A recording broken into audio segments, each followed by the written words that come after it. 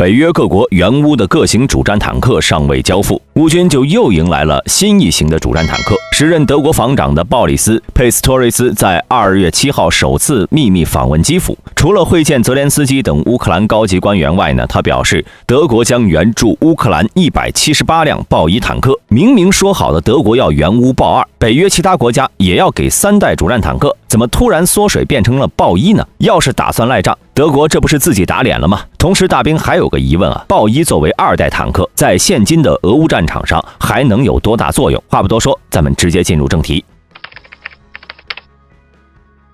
本次对基辅访问是鲍里斯·佩斯托瑞斯担任德国防长1个多月的首次重要出访。出于安全原因，整个行程呢都极为严密，直到访问结束后才有消息爆出。事后呢，佩斯托瑞斯接受媒体访问时表示，德国援乌豹一坦克计划呢将分阶段进行，今年夏季前将交付20到25辆，年底前交付至80辆，2024年第1或第2季度前后再交付剩余坦克。另外，他还表示，德国并没有反悔，之前承诺的豹2将按照计划进行交付，3月底前乌军会收到14辆，并且呢，德国在积极的动员其他北约国家也参与进来，从而帮助乌克兰组建2个主战坦克营。所以本次德国援乌豹一并不是准备赖账，而按照援乌豹一的数量来讲呢，在各国现阶段援乌记录上也算是一个大手笔了。未来乌军至少有3个营会装备豹一。这里的大兵先来聊一聊现在的豹一到底是一款什么样的装备。豹一坦克首批的6辆样车是在1961年7月开始生产的，今年正值一甲子生日，这个年龄啊，人都要退休了。尽管当时第一批量产的豹一并没有名字，直到1963年才有了真正的代号豹 Leopard。到了1970年代末，德国联邦国防军接收了2400多辆豹式主战坦克，由于性能优越，还有近2700辆出口到了其他13个国家。1986年，豹式坦克型号演变为 A5 的时候呢，才在豹后面加上了1，真正成为的豹一坦克。那时候，作为继任者的豹2第一批样车，德国联邦国防军已经装备好几年了。时间来到2003年，最后一批豹一到了使用年限，德军所有的豹一被安排退役。截止目前呢，仍有超过5000辆豹一改进型号在北约各国装备使用，比如意大利、荷兰、澳大利亚等国。这些国家呢，后续也针对了豹一进行了本土化的改装衍生。因此，德国向乌克兰援助的豹一并不是新的，而是德国库存中的退役坦克，大部分都需要进行翻新修理，或者利用好的部件拆拼组装。德国政府责成2个军工厂负责恢复178辆能用的坦克。不过呢，它再翻新毕竟也是2代装备，除了具备优秀的机动性火力外，其综合防御性能是存在一定缺陷的，对比一些现代坦克已经不够看了。那么为什么德国要从仓库中把这批老家伙拉出来援助给乌克兰呢？难道他们不怕在战场上被俄军的 T72、T80 打爆吗？这事儿说起来啊，就扯到俄军比较尴尬的地方。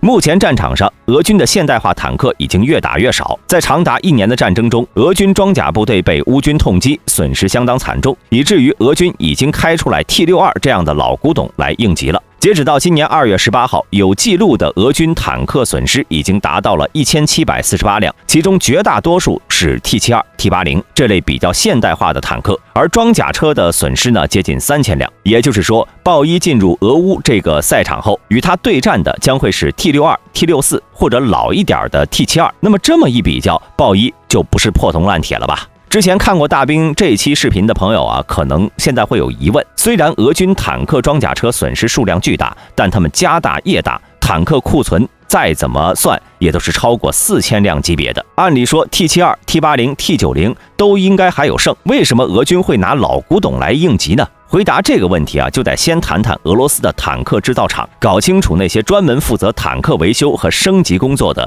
俄国防部下属修理厂究竟发生了什么。去年10月初，俄国防部对外公布，将在莫斯科东南约46公里处的拉缅斯科耶和罗斯托夫州西北部的拉缅斯科沙赫金斯基新建2个装甲修理厂，雇员数量为365人和227人，并且呢，当时的俄总理米哈伊尔·米舒斯京亲自指示，会在2个月内任命企业负责人并开始施工。表面看这是好事儿，崭新的工厂意味着更高的产能，也就是说，俄军可以修理和翻新更多的坦克。但看问题啊，不能只看正面。还得结合一下俄罗斯发动战争后有多少国防部装甲维修厂被俄罗斯自己肢解或者抛售。这里大兵就不用嘴巴讲了，感兴趣的朋友呢，可以暂停滚动清单自行查看。图中这12个俄国防部下属的装甲维修厂都已经被出售或者正在出售程序中，也就是说，新建2个厂却毁了12个厂。很明显，俄罗斯去军事化程度比想象中高多了。但是呢，这事儿让大兵更感兴趣的是，大多数维修厂的破产和清算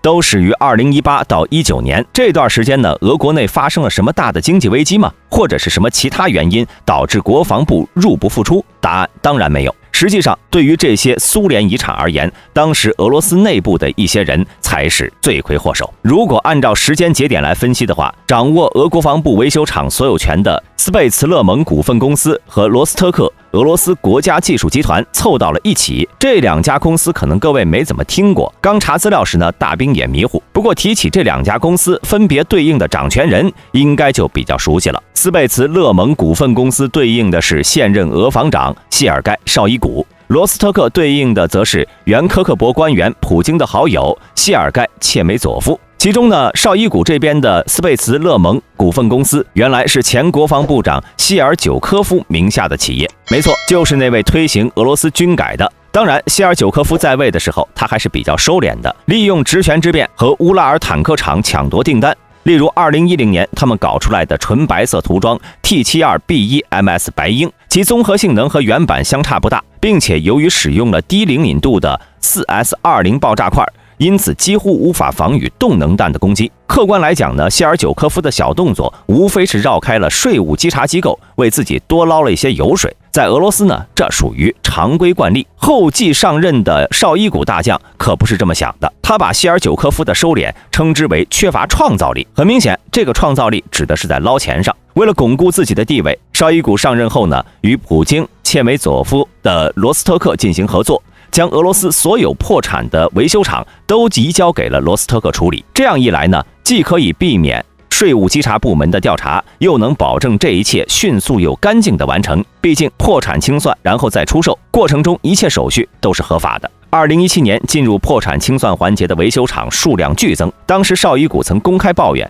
这些下属维修厂无法按期提供所需要的产品，违反了国防部合同。这不是肯定的吗？因为这些维修厂破产程序早在2016年就强制开始了，期间各维修厂高层成员都在尽力避免自家厂子被清算，能按时按量完成国防部的订单，那真的见鬼了。而这些维修厂的命运呢，无外乎是设备会全部出售，买家既有国内的也有国外的，比如印度，他们对军事太舍得花钱了。金属会被切割回收，保存良好的厂房会被改建为超市、仓库、购物中心、办公场所，而建筑老化严重或有幸建造在地段非常好的厂房会被直接拆毁，改建住宅区。没错，曾经不可一世的苏联工业基地现在已经被改成居民楼了。而这些行为呢，并不只发生在和平时期，比如在去年的俄乌战争期间，位于俄罗斯沃罗涅日州首府的第172中央装甲修理厂已经开始盖楼了。这就解释了为什么去年10月份俄罗斯坦克打光了，要从仓库里翻新800辆 T62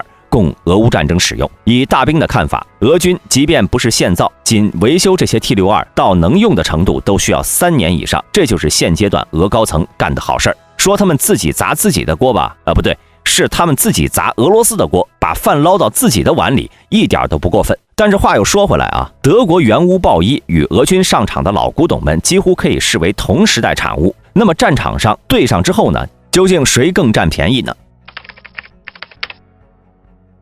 首先，豹一在设计时是和当代苏联 T62抗衡的坦克，其重点开发呢是机动性而非防御性，所以豹一的车体和炮塔都是钢板做的，但是厚度偏薄。德方认为正面装甲可以抵御苏联从 1.8 公里处发射的坦克炮弹。反观火力方面，豹一的 L7A3 105毫米火炮已经通过了 M60 巴顿或者 AMX30 等装备的验证，可以在400米距离使用 APDS 脱壳穿甲弹摧毁苏军的 T62， 因此豹一对战 T62基本没什么可说的。鉴于豹一和豹二之间明显的差异，有些人可能会认为豹一属于废铜烂铁，与当今的主战坦克的技术标准相比，情况也确实如此。但有几个现阶段的情况不得不注意。首先是是纯粹的数量优势。欧洲大陆有4-5千辆豹一，大量库存，放着也是浪费，经过多多少少的维修，将可以轻松投入使用。即便只有1/3可以投入使用，也足有上千辆了，对付俄军足够用了。而北约各国可没有出现利益问题导致国内修理厂破产清算的情况。其次呢，则还是现阶段俄军在俄乌战争中使用的主战坦克 T72、T64均是老型号，豹一还有一战之力。因为这些老古董不能或只能在有限条件下进行移动准确射击，比如 T72使用的120毫米火炮，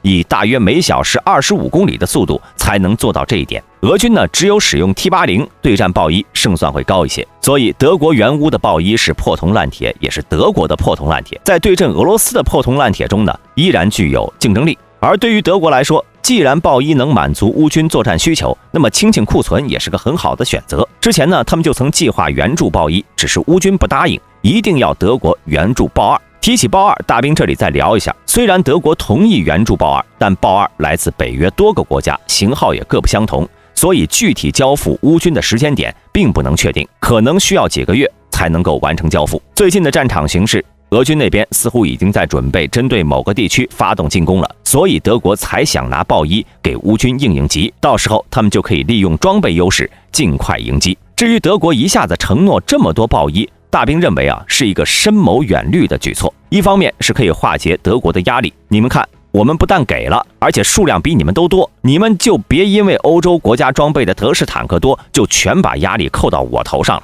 最后再分享一点，客观来讲，俄乌战场上已经出现豹一了，因为之前呢，援乌的猎豹防空坦克底盘就是豹一的。好了，视频到这里就结束了。如果上述内容出现信息错误，欢迎各位在评论区指出。我是大兵，我们下期再见。